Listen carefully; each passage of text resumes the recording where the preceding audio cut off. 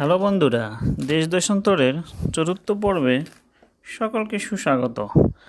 আজকে আমরা গ্রিনল্যান্ড সম্পর্কে দেখতে ও জানতে চলেছি।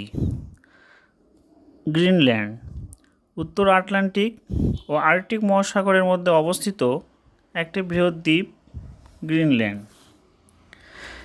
গ্রিনল্যান্ড বিশ্বের সর্ববৃহৎ দ্বীপ। এখানে গ্রীষ্মকালে সূর্য অস্ত যায় না, তা সত্ত্বেও এখানে তাপমাত্রা 0 থেকে 4 ডিগ্রি সেন্টিগ্রেডের মধ্যে থাকে।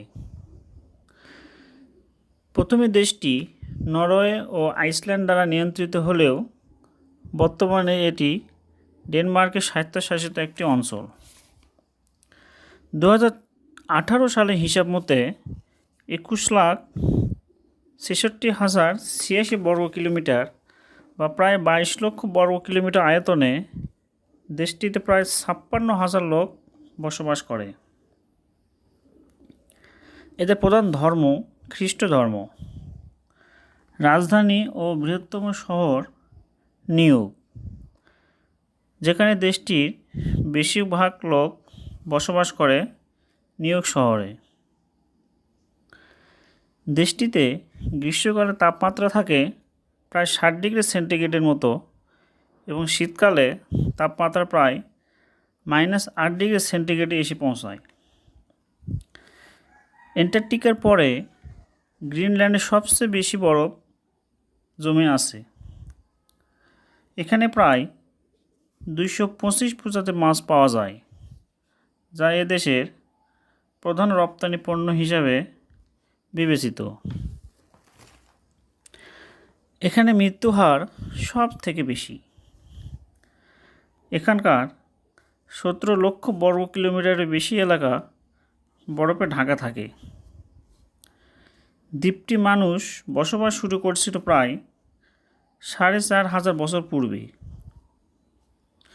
শুনতে অবাক মনে হলেও 22 লক্ষ বর্গ কিলোমিটার দেশটিতে মাত্র 60 কিলোমিটার রাস্তা, বাকিগুলো বরফে আচ্ছাদিত, যেখানে মানুষ চলাফেরা করে কুকুর চালিত স্লেজ গাড়ি ও হেলিকপ্টারে করে।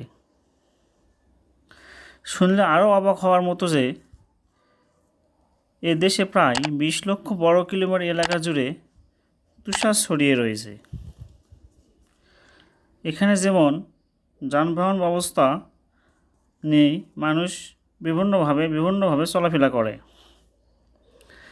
বন্ধুরা, ভিডিওটি লাইক, কমেন্ট ও সাবস্ক্রাইব করে পাশে থাকার অনুরোধ রইল। বন্ধুরা, এটি দেখো, কানাডার একটি সর্ববৃহৎ জলপ্রপাত। দেখে কার না চোখ জুড়িয়ে যায়। ভিডিওটার যেন এক নৈপুণ্য দৃশ্য এখানে পরিলক্ষিত হয়। চীনের ব্রিজটি দেখো,